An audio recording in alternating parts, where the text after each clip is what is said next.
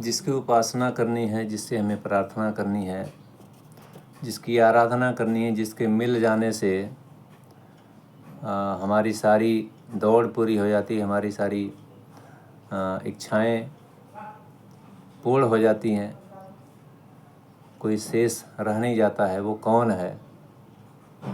आइए उसको विचार करें और गा करके देखें उसको। प्रभु को विसार किसकी आराधना करूं मैं। प्रभु को विसार किसकी आराधना करूं मैं। कल्पतरु किसी से क्या याचना करूं मैं।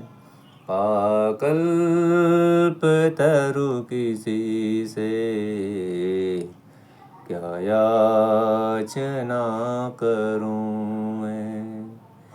मोती मुझे मिला जब मानस के मानसर में। मोती मुझे मिला जब मानस के मानसर में। कंकर बटोरने की क्यों चाहना करूं मैं। कल्पतरु किसी से क्या याचना करूं मैं। सबके परम पिता जब घट घट में रम रहे हैं। सबके परम पिता जब कण कण में बस रहे हैं। लघु जान क्यों किसी की अवहेलना करूं मैं। लघु जान क्यों किसी की अवहेलना करूं मैं। कल्पतरु किसी से क्या याचना करूं मैं। प्रभु को विसार किसकी आराधना करूं मैं। मुझको प्रकाश प्रतिपल आनंद आंतरिक है। मुझको प्रकाश प्रतिपल आनंद आंतरिक है। जग के क्षणिक सुखों की क्यों कामना करूं मैं। जग के क्षणिक सुखों की क्यों चाहना करूं मैं। कल्पतरु किसी से क्या याचना करूं मैं। लघु जान क्यों किसी की अवहेलना करूं मैं। जग के क्षणिक सुखों की क्यों याचना करूं मैं। क्यों चाहना करूं मैं। कंकर बटोरने की क्यों कामना करूं मैं। क्यों चाहना करूं मैं, आराधना करूं मैं। उससे हमारी अगर दूरी बढ़ जाए, वो तो है हमारे पास में, कण कण में है तो हृदय में भी है। मैं तो केवल हृदय में हूँ, अपने अंदर में हूँ, वो तो सब जगह है।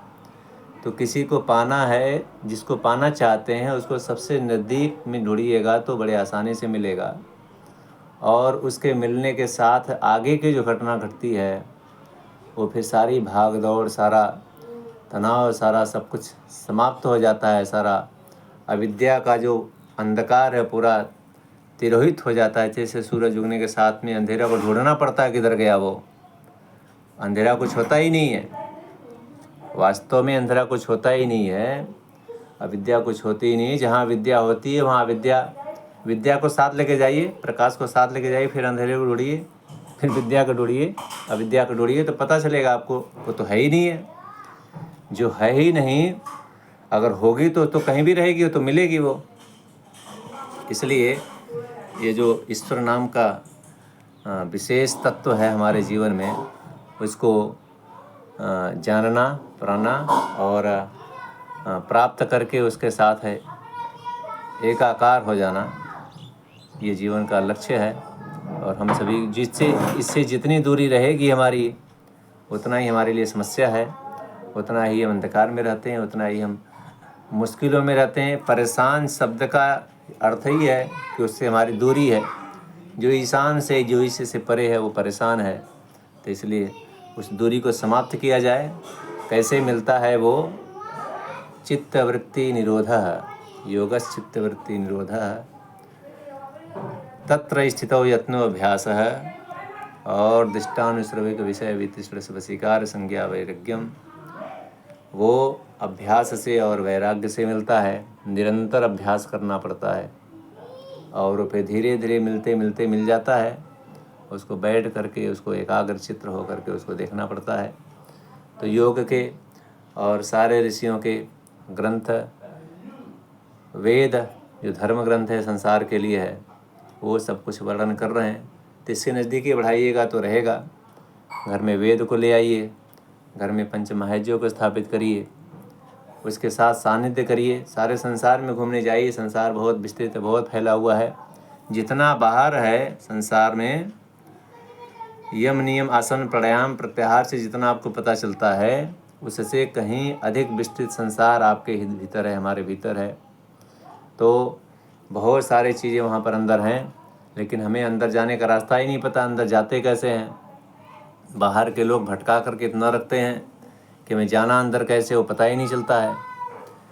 तो ऋषियों के मार्ग पर आने पर, योग के शरण में जाने पर, जब थोड़ी देर बैठते हैं, प्राणायाम के माध्यम से जब अंदर प्रवेश करते हैं, यम नियम का पालन करते हुए, और आसन प्राणायाम के माध्यम से जब क्रियाएं घटती हैं, सूक्ष्म डोर जो सांसों की, उसके साथ जब अंदर उतरते हैं प्राणायाम के माध्यम से, तो फिर चित्त के अंदर जो तमस है वो हटने लग जाता है।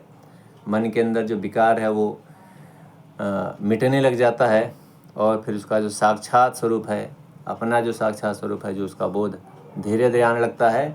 और वहाँ जाकर ठहर जाते हैं, वहाँ जा रुक जाते हैं, तो धारणा ध्यान समाधि की अवस्था पूरी हो जाती है।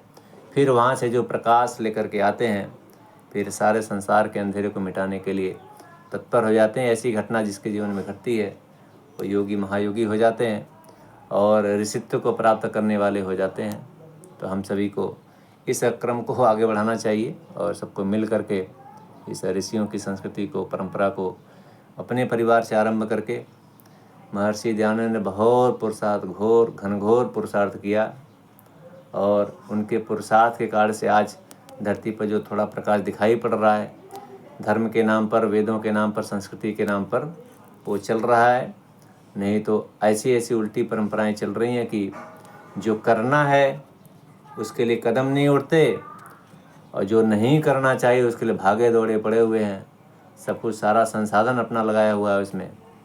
तो इसलिए उस अद्वितीय को, उस निराकार को, उस सर्वव्यापक जो omni प्रेजेंट है, omni पोटेंट है, उसको जानना, और जानने के साथ उसको प्राप्त करना सभी का लक्ष्य है हमारे मनुष्य के जीवन का।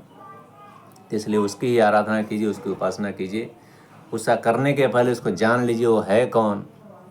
वो ओम है तो कैसे है, वो शिव है तो कैसे है, वो ब्रह्मा है तो किस प्रकार से है, वो विष्णु है तो क्यों कहा जा रहा है विष्णु, वो तेजवान है, वो प्रकाशवान है, वो पिता है, वो माता है, सारे संबंध उसके अंदर हैं।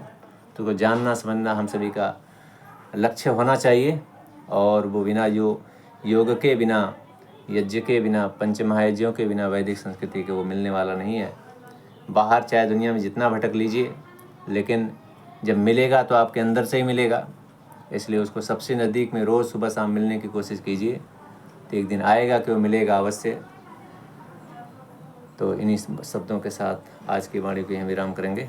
आप सभी का दिन शुभ हो। ओम सर्वभ्यो नमो नमः।